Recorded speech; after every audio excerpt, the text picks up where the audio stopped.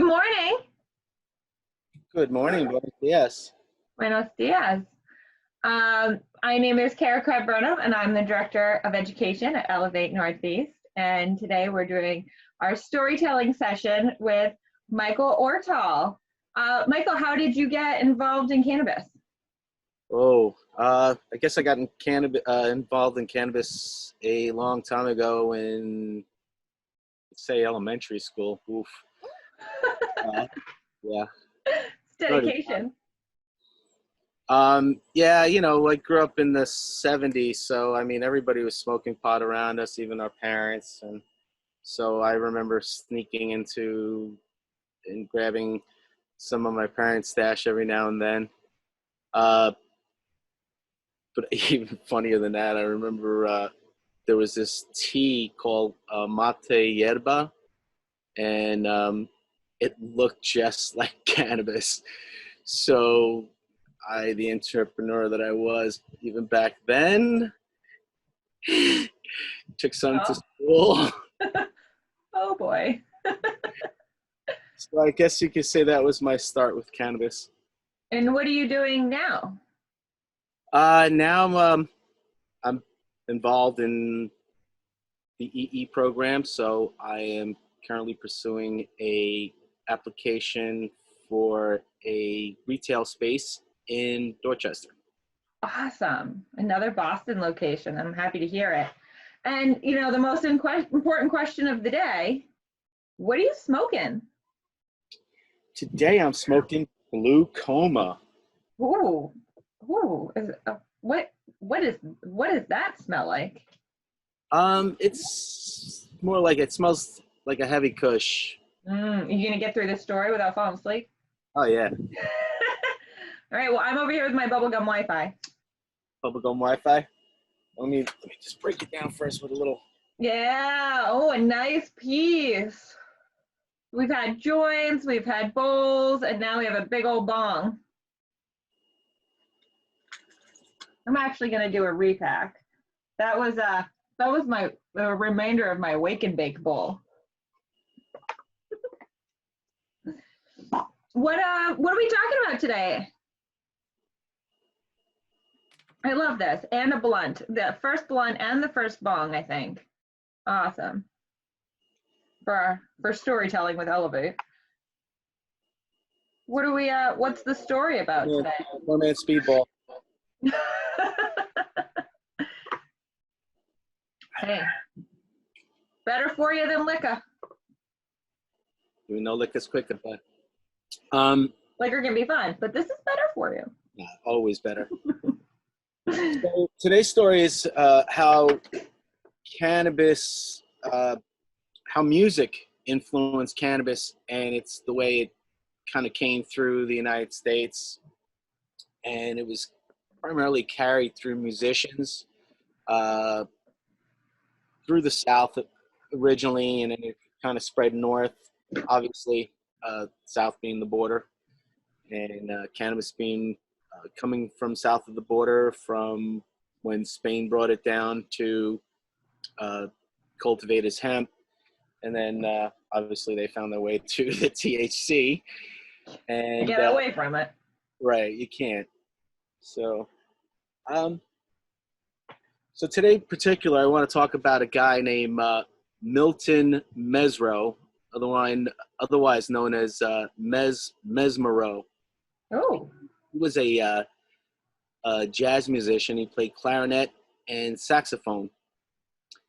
And he was responsible for financing and recording with a bunch of really good jazz players back in the day. Like, what's the year? What year are we talking about? Strong. Oh, so let me go to where are we in history?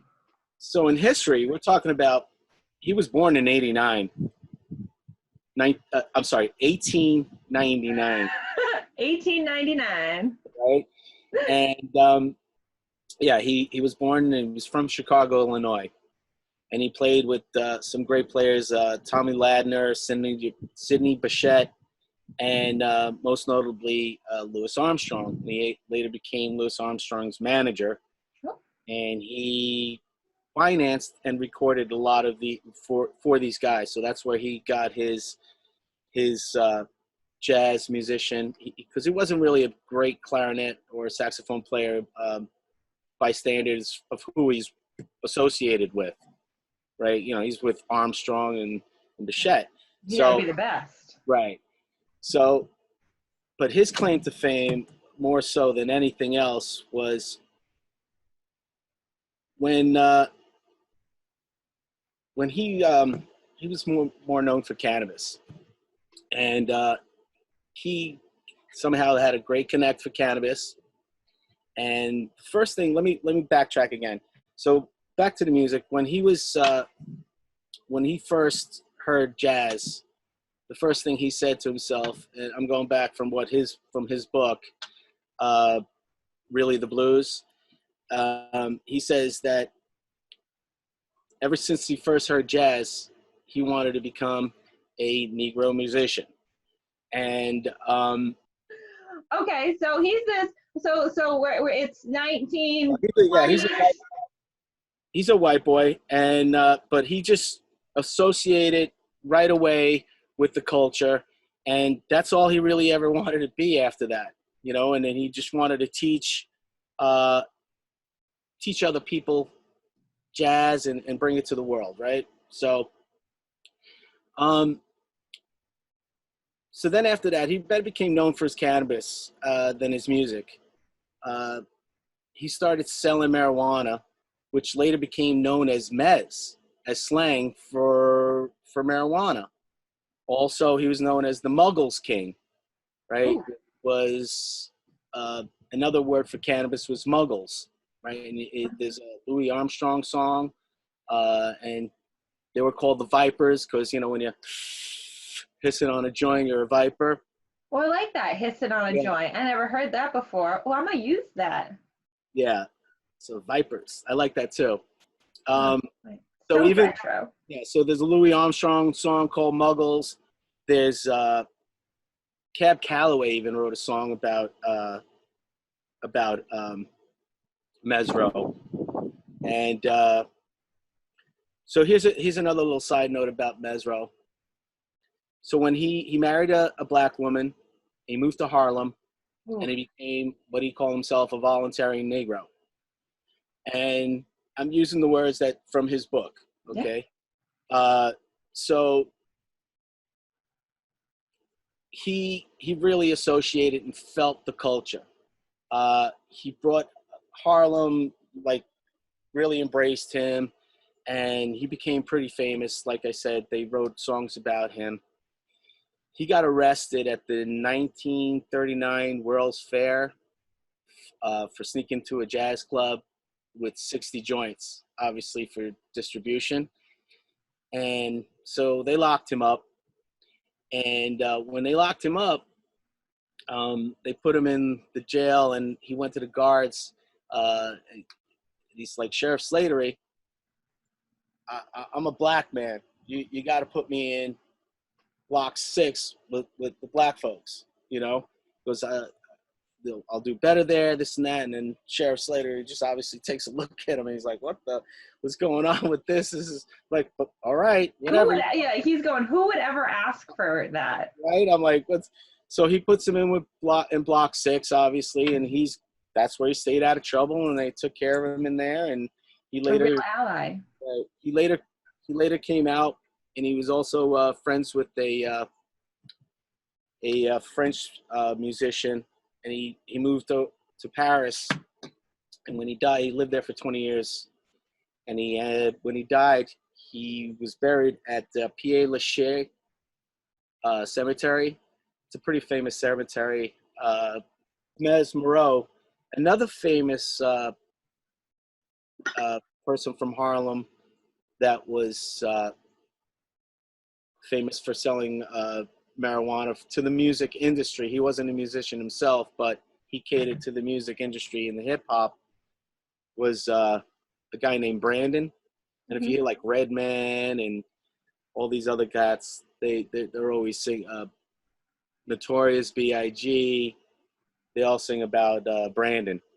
Mm-hmm. He's another famous guy. Now he's got, interesting enough, he's got a champagne that he brought out. He moved on from cannabis and had a taste for champagne, really liked it, went to France, met with some vintners there, and now he's with Guy Charlemagne over there in Champagne in France, and he's got his own private label of champagne. Very nice. So, cannabis has been very good to people. So, like, how was Moreau? Mesmero. How was Mesmero like doing when he was at the peak of his illicit sales career? Like, how much do you think he was moving through Harlem? So I tried to find that out as well. I'm going to have to read the book entirely to see, because I was reading excerpts of the book. Google's like the cheat sheet of everything, right? Right. But it got me to, I want to go get the book and read it now. So I'm interested to find out how well he did. But if they were writing songs about him, he was the man. Yeah, obviously. It's really interesting. It's a difficult life choice, I think, for a white person in the 1920s to espouse a Black woman. That is that's the truest form of allyship. And at a time when it was extremely difficult, risky, and dangerous to make those sort of decisions. Right. He was a visionary before even the marijuana and the cannabis. It was, again, the music that brought them all together, but it's a culture, and it's, I think he was one of the pioneers about who could really bring us all together with what's going on today. We look back at that, and someone who's willing to, grew up Milton Mesro, you can just imagine that name, and just going and embracing a culture entirely that's not your own is pretty profound for the time, for sure. Very profound. I think that's one of the highlights of being a cannabis consumer and having been a cannabis consumer from pre-legalization. So many prefixes. Pre-legalization and there's going to be this whole generation coming up now that doesn't know prohibition. They don't understand that sharing a secret of cannabis users that we've shared for so long that brings us together in unity, because we all have one common enemy, prohibition. So I think that's definitely one of the aspects of cannabis, is that it's able to bridge all of these gaps and all these differences. And I'm really interested to see how I'm actually organizing a panel about this right now, but I'm really interested to see how the cannabis environment and the peace pipe culture, pass the duchy to the left, like these are all things that we know that could not come back in the same way in a post COVID-19 era, because already you see you see PSAs for the cannabis events that were still happening at the beginning of COVID. You saw a lot of PSAs that say, bring your own joint, bring your own bowl, like please don't share. Even outdoor socially distant events, like you're not sharing. So it's just really interesting to see like how this new generation of cannabis lovers is going to relate to it differently than how we relate to it being introduced in a both a pre-legalization world and a communal use environment. I know that cannabis has always been communal, and I agree. It's good. Definitely changed now, but even before this, I've always been a little kind of leery about who I wanted to, just actually share joints with. It's just kind of like within reason. Yeah, but even now, like I would share a bowl with my mother, but now we don't even, it's not even with my mom, like we don't share a bowl. And my neighbor who wants to come over and smoke every day with me doesn't get it anymore. Like, just like, no, we can't do that. Still wants to come over. I'm like, okay, I'll roll this one, and I'll roll one for you and one for me, and then so we And then smoke. everybody gets just a little too high. That's the whole thing. What's too high? Oh, it depends on what you have to do for the rest of the day, I guess. So that's awesome. I think, there's so many stories and stories linking the jazz community and the cannabis culture. And that's how music, cannabis brought a couple of cultures together, right? That was the basis of the story. It's like how music, cannabis, I think, has a little correlation with bringing cultures together. And even like hip hop, it brought, people from North Dakota to start seeing cultures that weren't their own back when hip hop started. So I think it'll bring us together. Cannabis is the answer. That's for sure. Totally agree. The same thing about Armstrong, little side note, that he said, like, he used cannabis, how it influenced him for music, and how,